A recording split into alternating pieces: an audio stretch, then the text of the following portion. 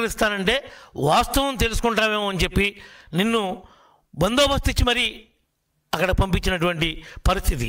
అది కూటమి కాబట్టి నువ్వు రాగలిగావు.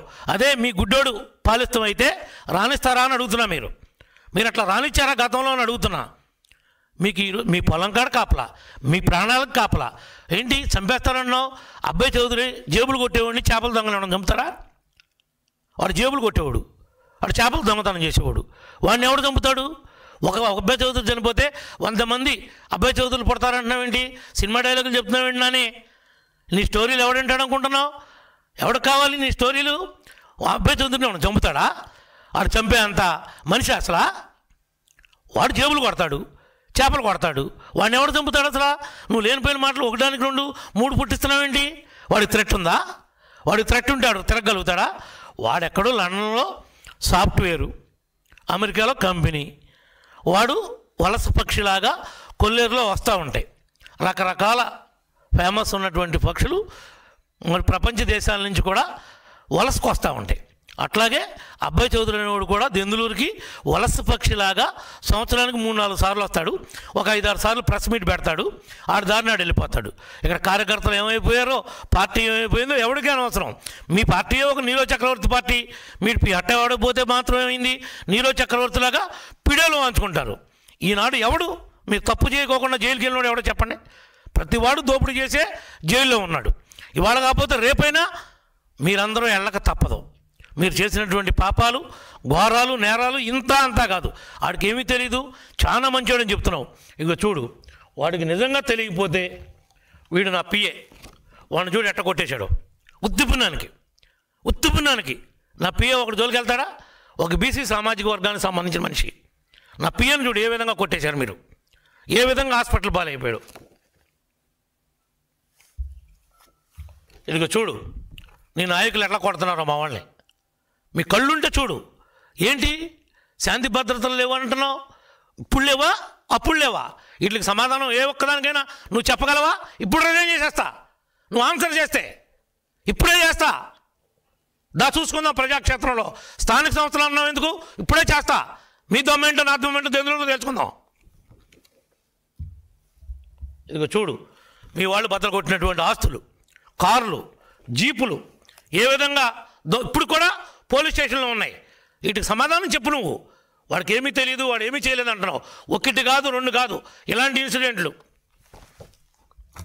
ఇక చూడు ఎన్ని ఉన్నాయో మీరు చేసిన ద్రోహాలు. ఇవన్నీ అధికారాన్ని అడ్డం పెట్టుకుని చెలరేగిపోయి అన్యాక్రాంతంగా చేసినటువంటి పనులు కదా.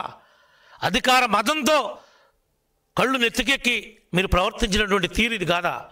వీళ్ళు సమాధానం చెప్పండి. ఇదిగో చూడు రెచ్చిపోయిన మట్టి మాఫియా. ఇది నేనేమన్నా అన్నప్పుడు వేసుకొచ్చానా? ఇదిగో ప్రజాశక్తి కమ్యూనిస్ట్ వాళ్ళు రాసింది, మేము రాసాము. ఇది చూడు ఏం రాశారో. మేము వెళ్ళి కలెక్టర్కి ఏం కంప్లైంట్ ఇచ్చామో చూడు. ఇదిగో హాస్పిటల్లో ఉండి ఈయన ఒక డాక్టర్ రోడ్డు మీద ఉంచున్నాడు. 11-12 గంటల టైంలో వీళ్ళు ఏంటో ఇటు వెళ్తున్నారు ఏంట్రా అని రోడ్డు మీద ఆగి నుంచున్నాడు. ఏంట్రా ఆగి నుంచున్నావు అని చావచేత కొట్టారు. 14 లక్షలు అయింది. ఇతను అపోలో హాస్పిటల్లో ఏలూరులో మా వల్ల కాదు, ప్రాణాపాయం ఉంది, రిబ్స్ ఇరిగిపోయి లంగ్ పొడుచుకుంటున్నాయంటే అపోలో పంపిస్తే 14 లక్షలు మెడికల్ బిల్ అయింది. ఇదంతా ఘోరం కాదా? అంటే మాకు జరిగినప్పుడు మీకు తెలీదా? అప్పుడు నిద్రపోతున్నారా మీరు? ఇవన్నీ సమాధానం చెప్పండి. ఏమీ తెలియదని మాట్లాడుతున్నారు మీరు. చాలా ఇన్నోసెంట్ అంటున్నారు మీరు.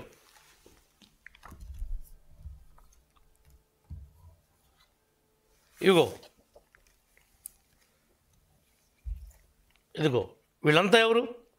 రౌడీ షీటర్లు. ఎవరు వీళ్ళు? ఇదిగో చూడు ఒకరోజు ముందే వాళ్ళని తీసుకుని వచ్చి ఒకరోజు ముందే నీ తోటలో పెట్టుకుని ఇలాంటి రౌడీల్ని చూడండి. వాళ్ళంతా ఏ విధంగా ఉన్నారో. రాడ్లు పెట్టుకుని కర్రలు పెట్టుకుని ఎవరిని కొడదామని వచ్చారా? ఎదురు మనం బొంకుతున్నారు మీరు. ఎవరిని కొడదామని వచ్చారు? వీళ్ళు ఎవరన్నా నా కాన్స్టిట్యున్సీ వాళ్ళా? నాకు సంబంధించిన వాళ్ళ? మా వాళ్ళ? నీ పార్టీ కార్యకర్తలు లేరా? నీ వైఎస్ఆర్ కుటుంబం అంతా ఉందన్నావుగా. తప్పు చేయకపోతే ఎందుకు రాట్లాడారు అందరూ? ఎవడాస్తులు కొట్టేస్తారు మీరు? సమాధానం చెప్పు. నిజంగా కొట్టలేదా? వాళ్ళ పిల్లల్ని తీసుకొచ్చి దీపమార్పను మేము డబ్బులు తీసుకోలేదని మేమేమంటలా, నువ్వు అన్యాయంగా వాళ్ళ దగ్గర కాజేసిన డబ్బులు వాళ్ళకంటే ఇచ్చేయచ్చు కదా అని చెప్తున్నాం. ఇస్తానని చెప్పి పెద్ద మనుషుల దగ్గరికి ఎందుకు వెళ్ళారు మీరు? ఎందుకు పెద్ద మనుషుల దగ్గర ఒప్పుకున్నారు? మీరు ఒప్పుకోలేదా చెప్పండి పోనీ. ఇవన్నీ అడగటం పోయి ఎదురు వాడు దొంగతనం చేస్తే మావాడు గొప్పవాడని సపోర్ట్ చేస్తారని మీరు.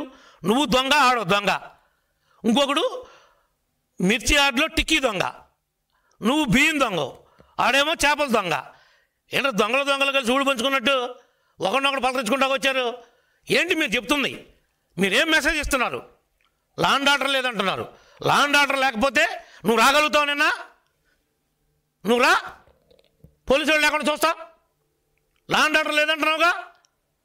నిన్ను పంపించింది గౌరవంగా మాట్లాడిచ్చింది, పరామర్శించింది పోలీసు వాళ్ళని బట్టే.